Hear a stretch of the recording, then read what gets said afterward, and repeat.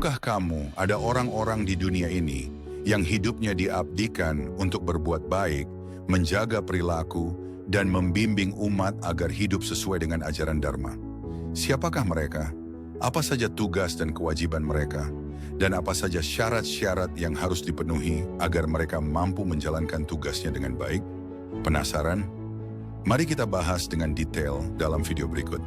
Namun sebelum lanjut menonton video ini, mari dukung Bapak Guru untuk terus membangun channel ini dengan cara menekan tombol like, comment, share, dan subscribe. Terima kasih atas dukungan kalian semuanya.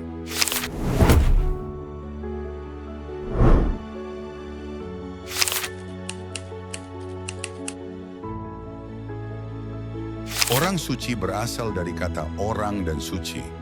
Orang berarti manusia dan suci berarti kebersihan lahir dan batin. Orang suci merupakan orang yang memiliki kesucian lahir dan batin. Orang suci memiliki kemampuan mengamalkan ajaran agama. Beliau diyakini mampu memimpin umat dan memberikan wejangan-wejangan suci berlandaskan Dharma.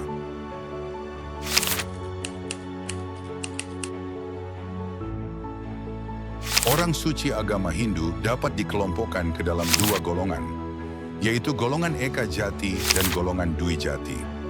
Pertama, orang suci golongan Eka Jati adalah seseorang yang sudah melakukan pembersihan diri melalui upacara Mawinten. Upacara Mawinten merupakan pembersihan diri tahap awal.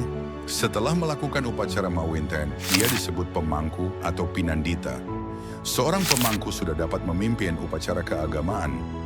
Orang suci golongan Eka Jati di Bali disebut Jero Mangku atau Pinandita, Jero Dalang, Balian, dan Dukun. Sementara orang suci golongan Eka Jati di Jawa disebut Wasi, Legen, dan ada sebutan lain. Secara umum, Hindu di Jawa menyebut golongan Eka Jati sebagai Romo Mangku.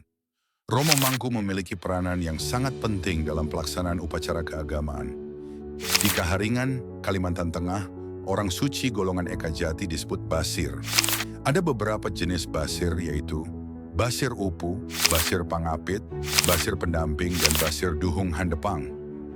Basir Upu bertugas sebagai pemandu upacara, pengucap mantra-mantra suci dalam upacara. Basir Panggapit yaitu Basir yang membantu Basir Upu.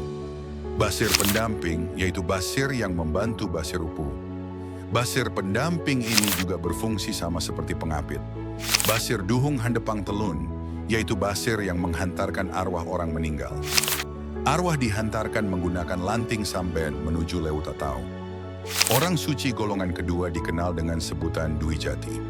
Orang suci golongan Dwi Jati adalah seseorang yang sudah melakukan penyucian diri tahap lanjut atau upacara Madiksa. Madiksa adalah proses upacara kelahiran yang kedua kali, yang artinya kelahiran yang pertama dari kandungan ibu, sedangkan kelahiran yang kedua dari kaki seorang guru rohani.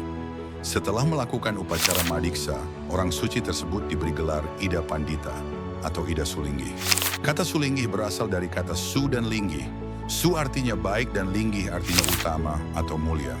Jadi Sulinggi adalah seseorang yang mendapatkan kedudukan mulia atau utama. Sulinggi atau Pandita di Bali dikenal dengan berbagai sebutan.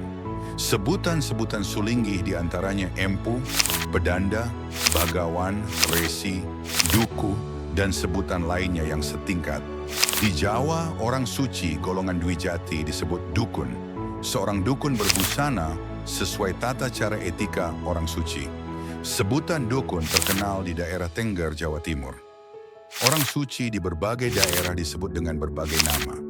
Walaupun beliau disebut dengan berbagai nama, fungsi dan tugasnya sama, yaitu sebagai pemimpin upacara umat Hindu.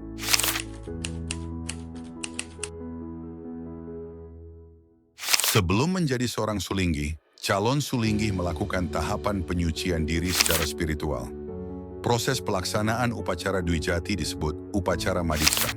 Pelaksanaan upacara Madiksa diawali dengan upacara Sedaraga. Dwi Jati lahir kedua kalinya. Pertama lahir dari rahim ibu, kedua lahir dari ilmu pengetahuan. Setelah proses upacara Sedaraga, dilanjutkan upacara Diksa. Melalui proses upacara itulah lahir seorang Dwi Jati atau Sulinggi. Setelah menjadi seorang sulinggi, ia akan mengalami beberapa perubahan seperti 1. Amari sesana, perubahan tingkah laku dalam berbuat. 2. Amari aran, perubahan nama sesuai pemberian nabi. 3. Amari wesa, perubahan tata cara berbusana.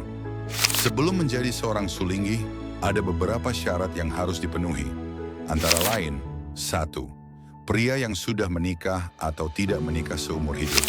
2. Wanita yang sudah menikah atau tidak menikah seumur hidup. 3. Pasangan suami istri yang sah. 4. Usia sekurang-kurangnya 40 tahun. 5. Sehat jasmani dan rohani. 6. Berbudi pekerti luhur. 7. Berkelakuan baik, tidak tersangkut perkara pidana. 8.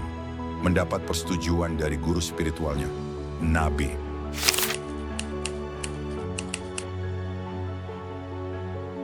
Banyak tugas yang dilakukan orang suci dalam kehidupan beragama. Orang suci wajib menuntun umatnya baik dalam kehidupan beragama maupun dalam bertingkah laku di masyarakat. Adapun tugas seorang sulinggi salah satunya yaitu Surya Sewana yang merupakan kewajiban utama seorang sulinggi. Surya Sewana dilakukan setiap hari sebelum matahari terbit.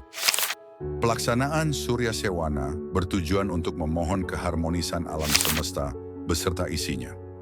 Selain Surya Sewana, ada beberapa tugas lain seorang sulinggi, yaitu 1.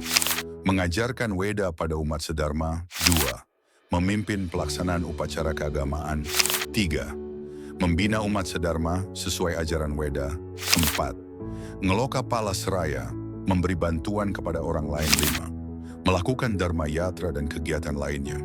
Sementara tugas seorang Eka Jati seperti pemangku, wasi, dan basir adalah memiliki tugas memimpin pelaksanaan upacara keagamaan. Seorang Eka Jati juga memiliki tugas melayani umat sedharma. Pemangku membantu golongan Dwi Jati dalam memimpin pelaksanaan upacara keagamaan.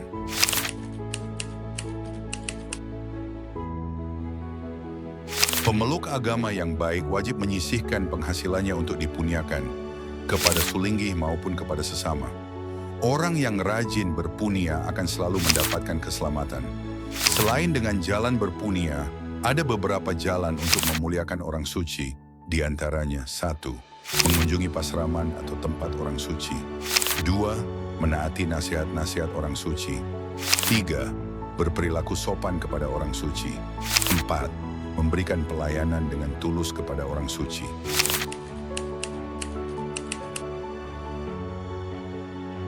Setelah mengenal peran dan tugas orang suci, menurut kalian, nilai apa yang paling penting untuk kita terapkan dalam kehidupan sehari-hari?